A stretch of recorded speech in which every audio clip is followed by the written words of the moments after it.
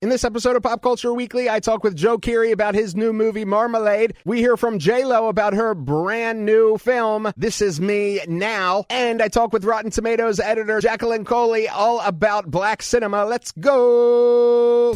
Welcome to Pop Culture Weekly with Kyle McMahon from iHeartRadio. Your pop culture news, views, reviews, and celebrity interviews on all the movies, TV, music, and pop culture you crave weekly. Here's Kyle McMahon. Hello and welcome to Pop Culture Weekly with Kyle McMahon. I, of course, am Kyle McMahon, and I thank you for hanging out with me once again for another episode of Pop Culture Weekly. We've got a jam-packed episode today where I talk once again with Joe Keery about his new film, Marmalade, which is really great. We hear from Jennifer Lopez, the one and only J-Lo, about her brand new film on Amazon Prime Video, This Is Me Now. And Jacqueline Coley, Rotten Tomatoes editor, comes back once again. And this time we are celebrating black film, black cinema, talking about, some of the best in black film in celebration of Black History Month. So lots of stuff to get into. Let's dive right into it, okay? So Jennifer Lopez will start out with J-Lo. She has a brand new film out, an album called This Is Me Now. The album is obviously a follow-up to her album This Is Me Then. That came out in 2002 and was kind of based around her first go-round with Ben Affleck, where that entire media circus ensued, and we had Bennifer, that whole media circus, and that's kind of what that album was about. The album, This Is Me Then, spawned the singles I'm Glad, All I Have with LL Cool J, Jenny from the Block, You Belong to Me. It's hard to believe that it's been 12 years since the release of that album, but J-Lo is back with her brand new album. So This Is Me Then kind of continues that story, right? It's been 10 years since the release of her last album, AKA. And This Is Me Now, her 9th studio album, is all about the reunion with Ben Affleck and basically her search for love. It's kind of part of a 3-part project surrounding this. It has This Is Me Now, the album, This Is Me Now, the film, and a upcoming documentary on Amazon Prime called The Greatest Love Story Never Told, which kind of documents, this whole project. She's also going on tour. The tour is 30-plus cities, kicking off in June in Orlando, and it is called This Is Me Now, the tour. Here's what Jennifer Lopez had to say about how the album drove the idea for this movie, which is a musical film. It's the visuals for the album, but it's tied together as a film. It's really inventive. Here's what she had to say, and she's with director Dave Meyers, about how the album drove the idea for This Is Me Now, the film.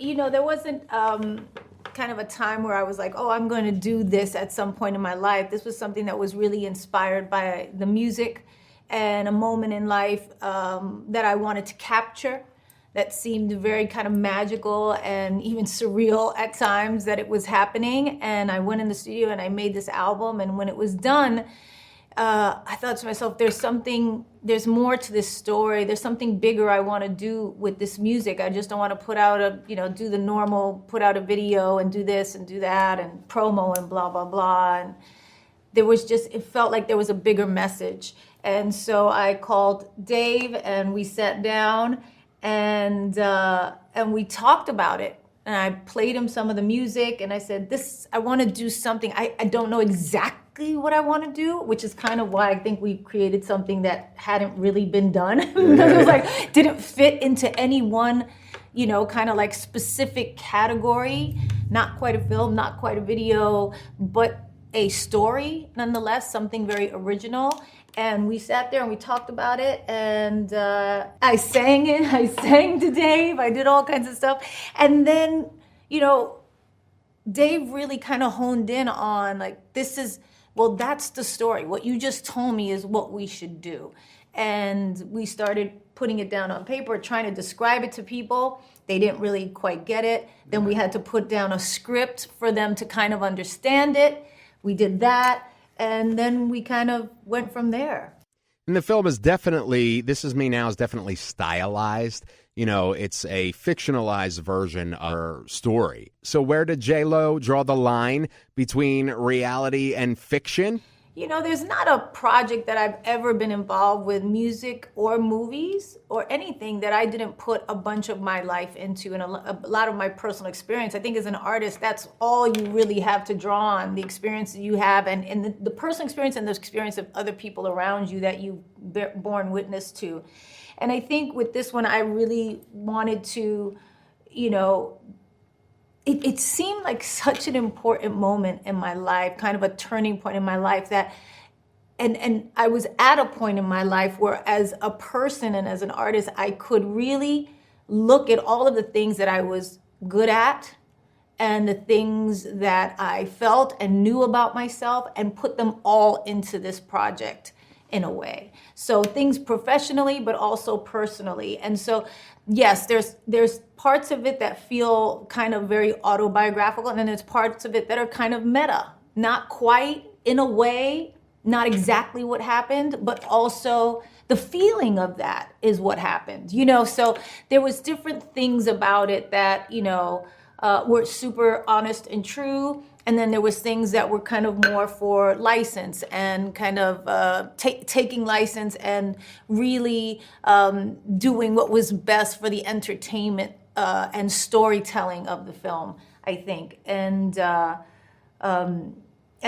mix of it being personal, but also being able to be fantastical, surreal, magical, is what I think made it really, or makes it really kind of moving, entertaining, and at the same time, super real. There's a ton of celebrity cameos in This Is Me Now. It had to be a challenge coordinating all of these amazing, famous people, right? That was, yes. It was a challenge with the cameos that we have in the movie. We obviously had quite a few. Some came on the same day, some didn't. We had to make it work. We did whatever we could. Most of them were shot separate. Yeah. Yeah. So that was actually probably the hardest scene to edit, because we kept rewriting the script, and and a lot of them were personal friends of Jen's, and so there was a lot of like Jen had to switch out of performance mode and kind of come join me and kind of hold their hands and trying to, because they didn't understand what they were doing, and they were out there wearing funny costumes on a green screen. Yeah, and they were like, "What am I doing?" And I was like, "Just trust me, it's gonna be fine. I would never make you look crazy, and if it looks crazy, we'll throw it in the garbage. Don't worry about it." But luckily, it turned out well, and a lot of them have seen the film already and are so excited. And I mean, the reaction has been, with everything that we've been through, it's so kind of like satisfying to know that people love it. And how does this project fit into the larger body of J-Lo work? It's kind of me, and Ben kind of said this to me. I was like, I don't write, I don't do this. He was like, you do, you write, you direct, you produce, you do all the things, you choreograph, like you do all. Start stepping into that. Start owning that a little bit. Start owning a little bit of who you are. And again, we talk about a little bit about this in some of the behind the scenes footage that we have. And it was just how does it fit in? It ended a chapter and it started a new chapter for me. So it ended kind of this 20-year journey about a lot of questions that I had about love and being myself, a hopeless romantic, and what it means to really enter into a kind of healthier, more self-accepting phase for myself. Now, what will happen from that, I hope will be, and I know will be, even more wonderful things than what I have been so privileged to live up until this point. But again, what the movie shows is that has been struggles and there has been, hard times that nobody knew about, that I kept to myself. And, kind of gaining the confidence to be vulnerable and to admit certain things to the world, I think has only kind of made me more comfortable in my own skin and kind of empowered me in a way to step into this next phase of my life as an artist and as a human being that will be a whole new chapter for me of feeling more free to express myself in a lot of different and, kind of exciting ways. There you have it from Jennifer Lopez herself and director Dave Meyers. This Is Me Now, a love story. The film is out right now on Amazon Prime Video. This Is Me Now, the album, is out on streaming services everywhere, just like the iHeartRadio app. And of course, The Greatest Love Story Never Told, the documentary, debuts on February 27th on Prime Video. We're going to take a 1-minute break to pay the bills. Hang out with me. Listen to these awesome advertisers that make this show continue to go, along with your support and love. I'll see you in 60. All right. Thanks for hanging with me and supporting our advertisers that help support Pop Culture Weekly. Next up, I talk with Rotten Tomatoes editor Jacqueline Coley. She is amazing. Love her. She's been on the show before. It's always a delight to talk to her. And we are going to discuss black film. Here she is, the one and only Jacqueline Coley.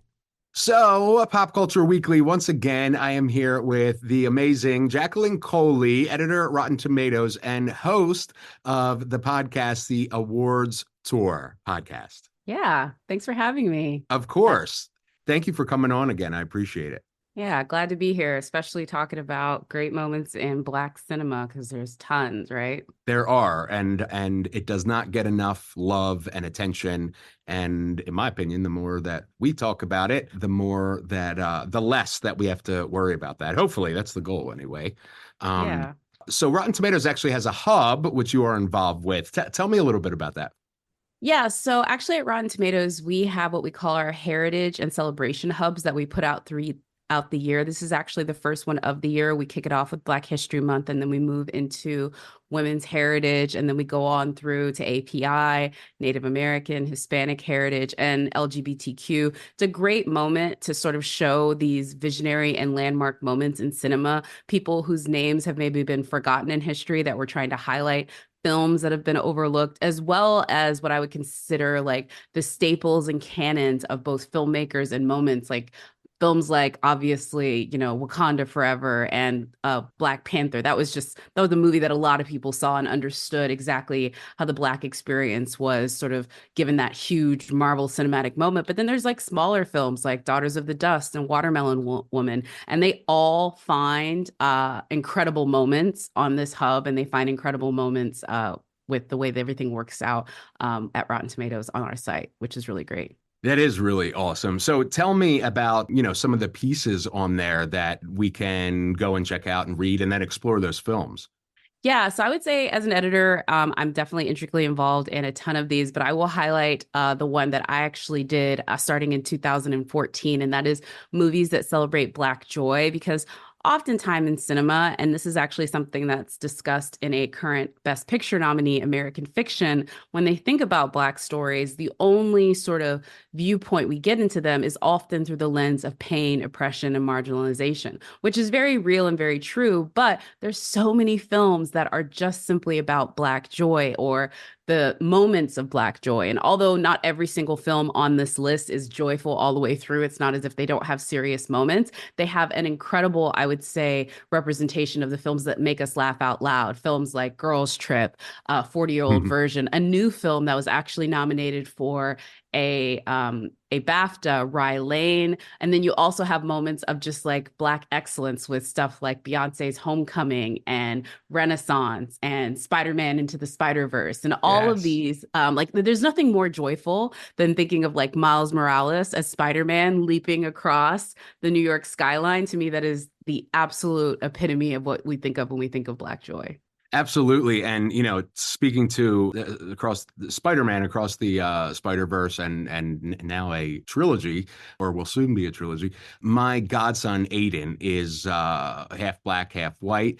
And when Spider-Man when that came out, he was so excited, and I was excited because I'm a Spider-Man fan, and Miles Morales is a huge kind of fan favorite as well. That was very underrepresented in film, especially.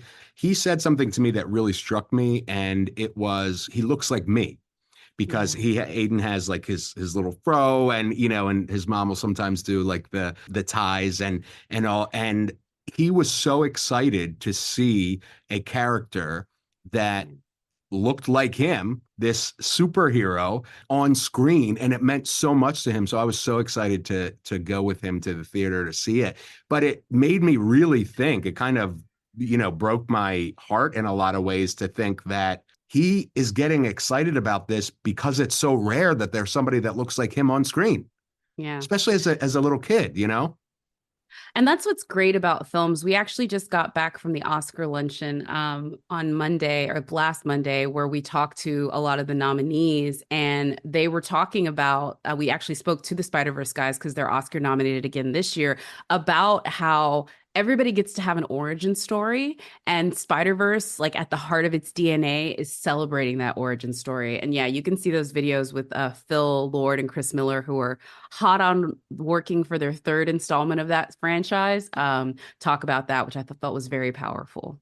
Yeah, and it speaks to the power of film, and it speaks to, for me, Aiden's story speaks to how important that representation is. I want to see stories of people that look like me, especially, as a kid. I mean, for him to have to be so excited about that in a way is sad, but it also makes me happy that he's so happy that he is finally getting to see that on screen, and it's positive, and it's a superhero, and it's from a Marvel character, and it's Spider-Man of all people. Representation really, really does matter, and I love that about our medium. Is that entertainment can tell those stories. Yeah, no, absolutely. Another one of the ones that we have on the hub is actually one from a new contributor for us. He's actually a YouTuber, and his name is Chris Tate. And he did this incredible piece about 10 films about Black music that have turned these icons into household names. Now, I will say, I don't know if you've seen the new Netflix documentary, The Greatest Night in Pop, where they had like Lionel Richie, Stevie Wonder, Diana Ross, Ray Charles, and all of them gathered together to sing We Are the World.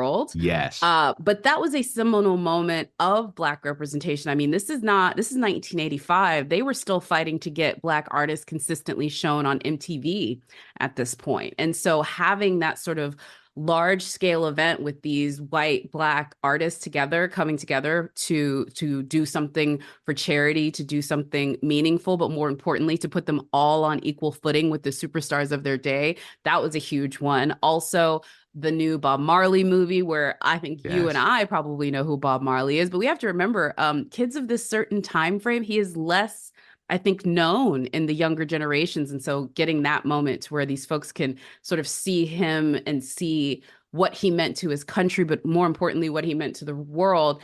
And then in another film that is also on my Black Joy piece, and that is Questlove's The Summer of Soul. It's so good. Yeah, which speaks of the Harlem Cultural Festival from the 1960s, and that documentary, which breaks down all of the artists, how incredible it was for the community, but more importantly, how rare it was to see all of these Black artists on a single bill in such a large scale event. That one is on there too. And then one of my favorites on here is the Aretha Franklin documentary concert film, Amazing Grace. Yes. Yeah, which was vaulted away for decades due to conflicts between Aretha Franklin and the producers, but her estate eventually did release the rights for the film to come out. And it's so powerful because you forget how transcendent Aretha Franklin was as both a pop star. Like the Rolling Stones just like show up in the background of this documentary to be like, well, Aretha's singing and we're going to be there. Yeah. This is, I think 1972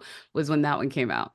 Did you, and this is semi related. Did you see Tina's documentary on Max? Yeah, that's actually also on the list with Chris. You didn't know, but now you do. That Chris has that one on there too. Tina, such it's incredible because we saw What's Love Got to Do with It. I think a lot of people think they knew Tina Turner's story, but this goes so much more in depth. And I think there's an incredible triple bill to be had where you watch What's Love Got to Do with It, Tina, and then finish it off when they eventually do this, because I hope to God they do, the Tina on Broadway. If you've never seen it, it is absolutely incredible, because I feel like those two are like the melding of everything you see in the doc, in the film, and then when they do it on Broadway, it becomes even more powerful. Yeah, that Tina's passing really hit me way more than I thought it would. I'm a huge Tina Turner fan. She was one of the first concerts that I ever saw.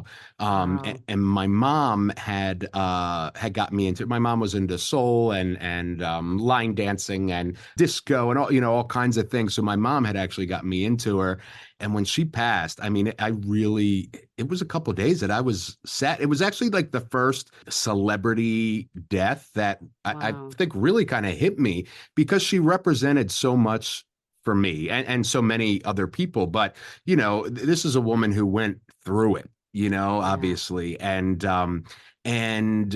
came out as this symbol of strength and power and creativity and all of these amazing things. And let's not forget that her solo career was in her 40s, which is like Yeah. unheard of even today to start a solo career, but especially then, and became bigger than she ever had. And she represented so much and represents so much for so many people that it really hit me way harder than I was even would have thought. And then I watched that documentary and I was just sobbing, because it's such a beautiful documentary. It's such a beautiful tribute to her life, but she also wasn't all good times, and she wasn't afraid to discuss that in many instances. I think she got to a point where she was like, all right, enough about asking about Ike, but for at least a long time, she was not afraid to discuss those lows, and that, in my opinion, matters too, because it's our lows, especially if we're able to share them with others, that can help somebody else potentially get out of their low. And she Mhm. was that film. Oh my God. Anyway, a tangent, but No, Tina is it's so and good. it speaks to what I was speaking to before, because she, along with Michael Jackson and a couple of other key artists, were those first artists that sort of broke the color barrier on MTV. I mean, Yeah. What's Love Got to Do with It became a huge hit on MTV in 1984, and that was one of the first black I would say artists outside of Michael Jackson that was in heavy rotation. Mm, Nobody could deny Michael Jackson, but he was at risk of becoming singular in that environment right. without people like Tina Turner, without stuff coming out by folks like Diana Ross in the 80s. That really sort of forced them to say, no, we're going to continue with this. We're going to continue showcasing these artists because they are music. And yeah, no, I absolutely agree about Tina Turner. She really was an inspiration to domestic abuse survivors, but more importantly, just an inspiration as far as music. And so, yeah, she was a huge loss. It's funny though, because she, along with a lot of the films that I mentioned, like Girls Trip and Black Panther and so many others, they're so big. And another feature that we actually have on the hub from a couple years ago is actually about underrated or under the radar gems that you maybe don't know about that are Mm. just absolutely incredible. It was written 3 years ago by Valerie Complex. Oh, I've had her on the show. Yeah, we She's love awesome. Valerie. Yeah, she is so great. And just to give you some of the names that are on this one, first of all, we have Jen. That was directed by Nigella Minu. She's actually she got her start directing for Queen Sugar with Ava DuVernay, and Mm. now she's gone on to be a part of the new the Kevin Durant show Swagger. She was a writer on that, and it is her story as a Muslim teenage girl sort of trying to do the intersection between her Black identity, her American identity, and her Muslim identity, and sort of navigating the realities of how she is true to all three when all three seem very much in conflict. Absolutely incredible. Shows also a young Kelvin Harrison, who folks Mm. will recognize from another underrated film of recent memory, and that's Chevalier. Yes. He played a French aristocrat who was also of mixed race. That one is awesome. Also, Night Comes On, which was the first time we got to see Dominic Fishback, who would go on to be in Judas and the Black Messiah, and Which so was many, amazing. which was also so amazing. There's just way too many incredible films on this list that you maybe haven't checked, and that's just the more recent ones. There's also ones from the past, like the television film the autobiography of Miss Jane Pittman, which was huge in the 70s, but not a lot of people realize about it now as sort of like a modern day hit. And then we also I'm have going to. I'm sorry for no, my go interruption, ahead. but No, go I've ahead. actually never heard of that, so I'm going to be adding that to my letterbox, so I can put it on to find it and watch it. Yeah, this is sort of that was I think for a lot of people, if you knew Cicely Tyson as the icon that she is, that is probably the role that they most associated to her at her heyday in the 70s and 80s. And then I'm going to bring out two more before I end with this list, because I want you to head on over to Rotten Tomatoes and head out and hit up our Black Heritage Hub so you can see all of these ones. But one of them is by a 19-year-old filmmaker, Phil Youmans. He did a film called Burning Cane. It starred Wendell Pierce, who also won the Tribeca Best Actor Award for his performance in that. And the kid won Tribeca before he was legally able to drink. He couldn't even drink at his own after party, and he already beat out all the filmmakers that day. It talks about race and religion and how, as a Black person, the sort of oppression of religion and how you can lose your faith because sometimes the leaders don't end up being exactly who they pretend to be. It's a very nice double feature with Dune, which is also a film that sort of like warns you against false prophet. But another film that's on here, and sort of a sad one, is Charm City Kings, which is actually a film you can't even see anymore because it was one of those first victims of, we're taking this off the streaming service for a tax write-off. And it told the story of young motorcycle culture and dirt bike culture in urban environments. And it's so sad because now it's just a film that you have to know if you saw it. Maybe you luckily got a screener for it. I still have my screener. I will hold on to it until my dying days. But yeah, this is a film that Angel Manuel Sota's first feature film, and it was a favorite at Sundance, and now it is gone to history. So it just goes to show you how, if we don't celebrate these films, they can disappear. Yeah. Yeah. Speaking of Valerie, so she's a huge horror fan. I'm a huge horror fan. And so we whenever I talk to her, we gush over our, fanboy and girling of horror films. Horror films, for me, Black horror films have kind of becoming or are kind of getting, I feel like, their moment finally, and that is opening doors for more Black horror films. Jordan Peele is one of my favorite creatives. He is a genius, and he, for me, and this is as a white boy talking, so please, but for me, I think he has opened so many doors for other Black creatives and he's empowered them. Us, I mean, everything he does, I just think is genius. But he produced the Candyman reboot, and I'm horrible, but the director on that is a Nia Black DaCosta. woman. Yeah, Oh my Nia DaCosta, God, she is so amazing. Mm-hmm. Which made me explore her other work from watching Candyman and loving it so much. Oh, and do you got Little Trees? I think, yeah. Yes. She is. Oh my God, and I love that somebody like Jordan Peele is using his platform to open people's eyes, open the industry's eyes, especially, which I feel like is really the problem, to these other amazing talents that have their own stories that they are telling, and for me, I think horror is such. I did an interview with Elvira. I talk to her every Halloween. Oh, wow. And we were talking about like Oscar So White. It's like for a while it was horror so white, And now we're seeing, I think the horror fandom, horror fans are generally people who they don't care what color the filmmaker is or what stories they're telling, as long as they're telling interesting stories. And so horror for me is an interesting place that I feel like Black creatives have been able to go to tell these stories that look at Jordan Peele. Now he's like a major, incredible, huge, one of the top, creatives in Hollywood. And I love that horror allows that in so many ways, because as sucky as it is to say, it's a way into the bigger system, Mm. and there's so many amazing films. There's a film, did I write it down? There's a horror film, The Black Girl and the Monster or something. Oh And yeah, the black girl and her angry monster. The yeah, angry black girl and her monster. yes, like Uh-huh. that is so, that is telling there's no doubt that is a Black creative telling a Black story. And me as a horror fan, I'm just like, this is a great horror movie. Oh, and by the way, you know what I mean? Well, no, I think that's the key is like It's important. It's specific, but it's still universal. And I think Exactly. that's the thing that horror is sort of like romance and some of these other genres that have very specific sort of perimeters. You can get very niche, like Get Out. Get Out is a very Black story about very particular aspects of Black identity and navigating the world of whiteness in the case of Chris in that moment.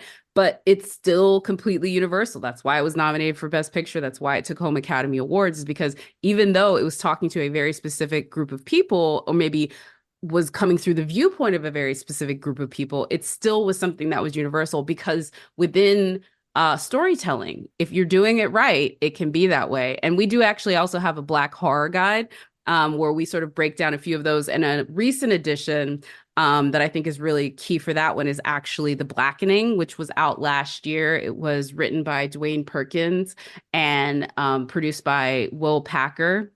Produced and directed by Will Packer. And that is another example of the other aspect of Black horror, is that Black horror comedies, because Get Out is also a Black horror comedy. That's a really big part of it, is the laughing until you cry. And I'm not just talking on the parody side. I mean, we're speaking to films like The Blackening, movies like Get Out, but even something like Candyman. Like there's very comedic moments even in the original Candyman.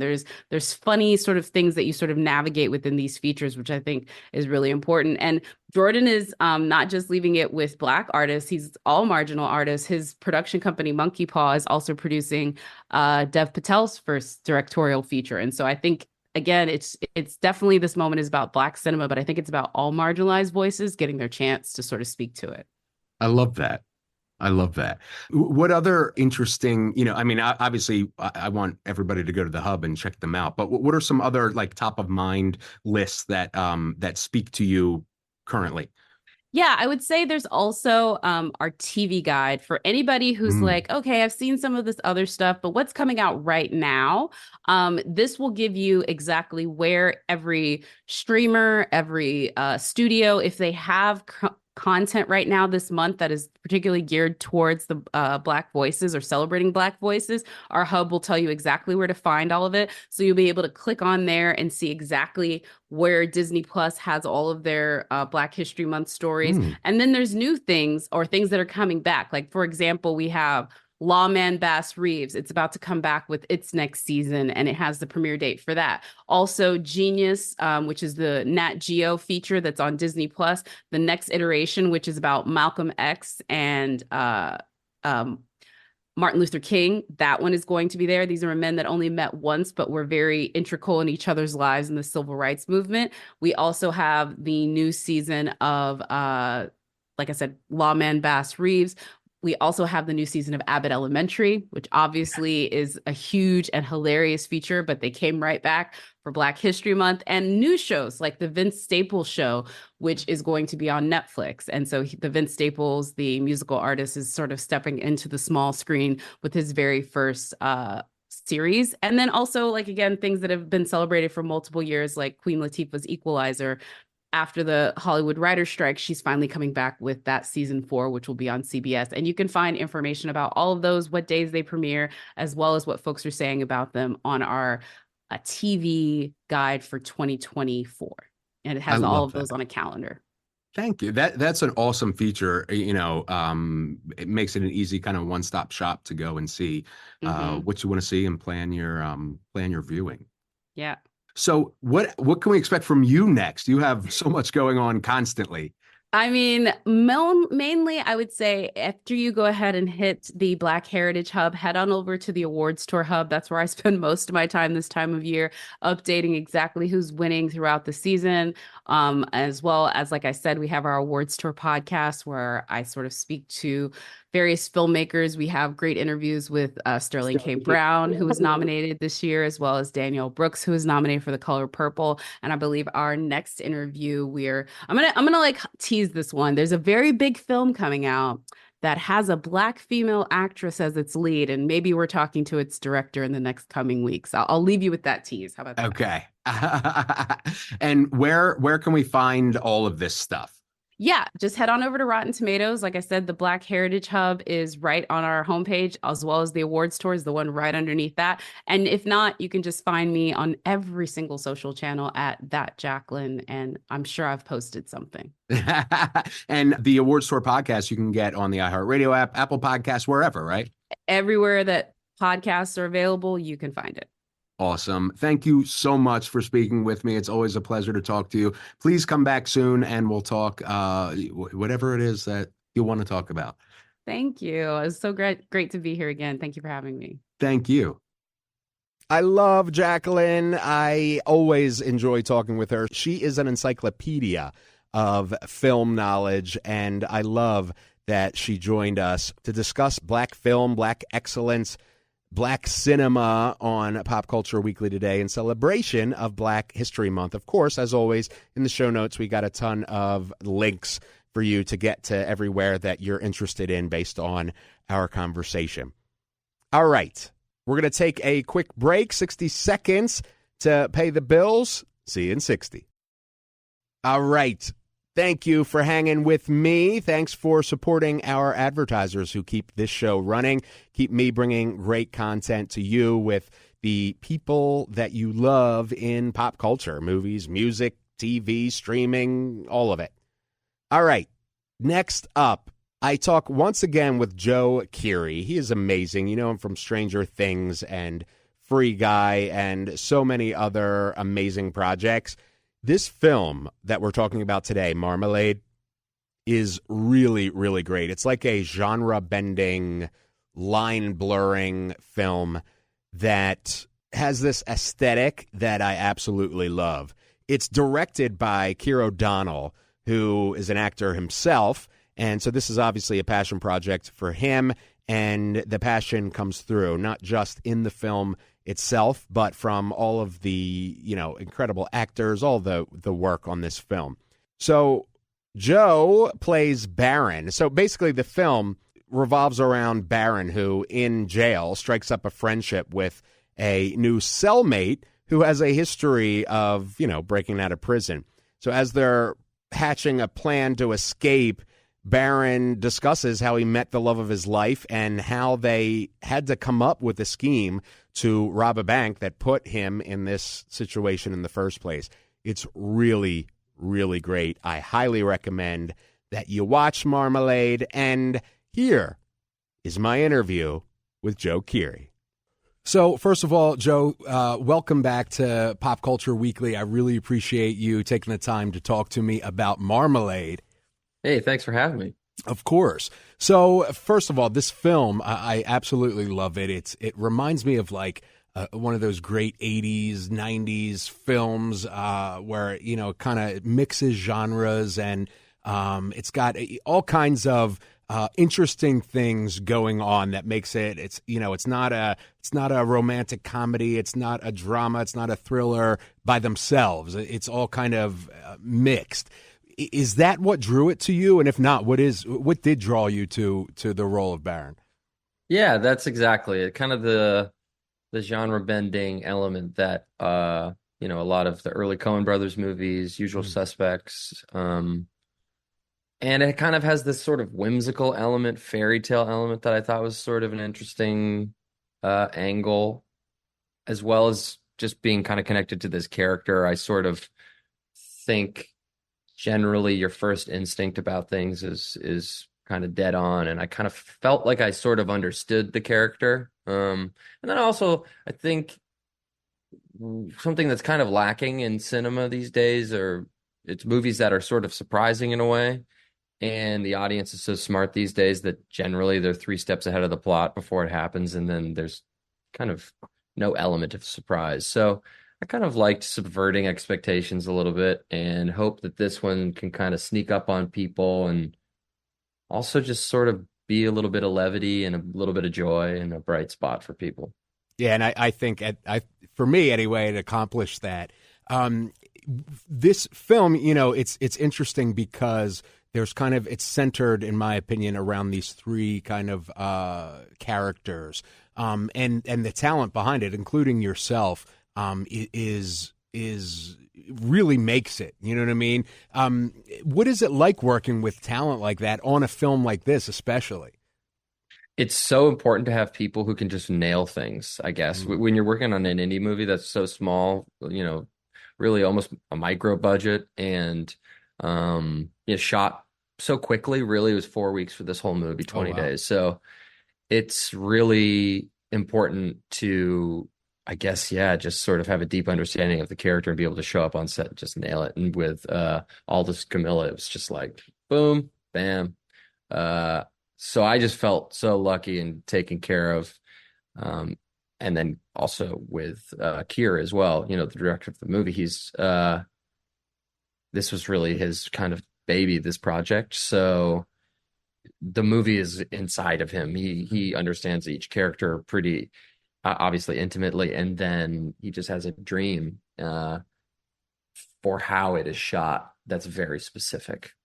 And that's what you want and hope for when you work with other people and work with directors, especially. So he was amazing. He was a joy. And it does seem like, and obviously is, a very personal project for him. He's obviously been an actor for a long time, and this is his first directorial debut. Do you get any kind of nervousness when it's something like that you're working with somebody who it's obviously so personal to in so many ways? Or are you able to separate that? Yeah, well, I mean, at a certain point you kind of it goes from this thing that, that was on the page, and then all of a sudden, you obviously want to take everything into, everything that's on the page is kind of, that's sort of the Bible, but then also you have to make it your own. And so there is a little bit of nerves involved with that, but luckily, Keery's a really collaborative guy, and as an actor, has a pretty deep understanding that, it is a collaboration between the director and the actor, and that's what makes a good character. So, and for me, I prefer that. I like to kind of create the character with the director, because that's sort of the fun of it. And when you have the kind of shorthand about how the character would react in a situation, how to interpret certain things, it's nice to have two perspectives rather than just one. So nerves, yes, but also that's the fun of it. Okay. And for you, and I'm trying to be as spoiler free as possible, but for me, the film is very thought provoking in many ways. I know my mom passed away a couple of years ago from pancreatic cancer, but it got me thinking about. I'm sorry. Thank you very much. It got me thinking about, what would you do for love, both as, a parent, a girlfriend, or a partner, or whatever. And to me, that's something that is not always present in a lot of projects today, where you really, after you watch the film, it stayed on my mind, and thinking what would I do, and when someone is in a dire situation, what are the lengths that you would go to, and that sort of thing. And I feel like Marmalade does a really good job of giving that to the audience, where it's something to think about, Yeah, definitely. I loved that part of it. Without spoiling anything, I also love that about the conclusion of the film, that it's this candy kind of colored, kind of cat and mouse caper movie that you're like, what is this movie? And then it sort of lands with actually something to say. I really like that as well. So that's amazing, actually, that you felt that way. That's really cool to hear, because it's kind of just coming out. I haven't really talked to too many people about the movie, and to hear you say that is really cool. Thank you. And that's truly how I feel. And, you guys have done a great job with it. Just feel like this is one of those films where everything has fallen into place, from the aesthetic, from, cinematography to the script to the actors to directing, obviously the writing. It's just one of those films that really, sneaks up on you. I didn't really know what I was going into before I watched it. And then as I watched it, I'm like, this is like one of those films that sticks, sticks more than, we watch so many projects. I'm sure you do too. And there's so much content coming out, and oftentimes it's easy to forget the last few things you just watched because you're on to the next one. And it says something, at least in my opinion, when one of those projects sticks with you after you've watched it, Definitely. I feel a very similar way. I think a lot of people feel the kind of the burnout from just, there's a lot of stuff. There's a lot of stuff to watch. So I guess that's what sort of drew me in to the idea of this, is that it felt really different and it felt kind of risky. But that's the fun of it. The risk, I guess, is that, you sort of end up feeling like silly, or, you kind of like, I don't know. But I think that's also where really great things can kind of happen and really exciting work can be done. So, yeah, I really appreciate you saying that. That's very cool that it has stuck with you. And I'm really excited to see what other people think when they watch the movie and kind of, see sort of what happens with it. It's cool. It's it's sort of starting to take on a life of its own after kind of being this thing that we worked on, and now it's sort of out there for everyone to enjoy. Yeah, I can't wait to talk to people about it. Finally, for you, you've done and do big projects like Stranger Things and the film with Ryan Reynolds. Oh yeah, of course, Free Guy. Yeah. Free Guy. Thank you. I was going to say Free Man. That no, I'll get it. Which I talked to you. You and I talked for that film, and then you're able to do a small project like this.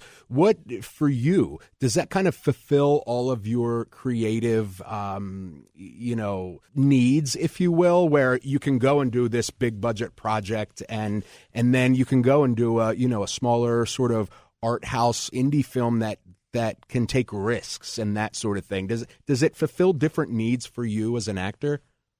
Definitely. Every project has its own challenges, its own benefits, and every time you think you understand what it is like to work on set or make a film, it all sort of changes, because the beautiful thing is that it's a rotating cast of characters. It's like a circus. You like go to this place and you put on this show and then it's over. So, working on different, a big budget thing versus a tiny thing, there are major differences, but I think at the core, it really is the same. But I feel really lucky also in my life to just have, a lot of outlets and a lot of interest in a lot of different things. So it's, I guess that sort of answers the question. Yeah, absolutely. But obviously feel very fortunate to be able to, do any of these things. So yeah, it's very exciting. Well, and we love watching you, Joe. Thank you so much for speaking with me. Thank you. I can't wait for everybody to see Marmalade. It's such a great film. And thank you. Come back again for the next project. Thank you so much. I absolutely will. Thanks, Kyle. Thanks, man. Joe Keery. Love Joe. Love Marmalade. And I'm so thankful for him to come back on the show and discuss his latest project, Marmalade. It really, really is worth your time. Besides Joe, it also stars Camilla Morone and Aldous Hodge, who are both incredible in their own right. You can watch Marmalade right now on Apple TV, Prime Video, wherever you rent or purchase your films. It also has a limited release in theaters, which I highly recommend. If it is playing near you, you go and see it in a theater. It's really a great film. All right. That's all for this episode of Pop Culture Weekly. Thank you for hanging out with me. I really appreciate you. Keep on listening. Keep on reviewing the show on Apple Podcasts or wherever, sharing it with friends that you think would enjoy it, especially the conversations that we had today. I appreciate you. Hit me up on all the socials. I love you. We out. Thank you for listening to Pop Culture Weekly. Hear all the latest at popcultureweekly.com.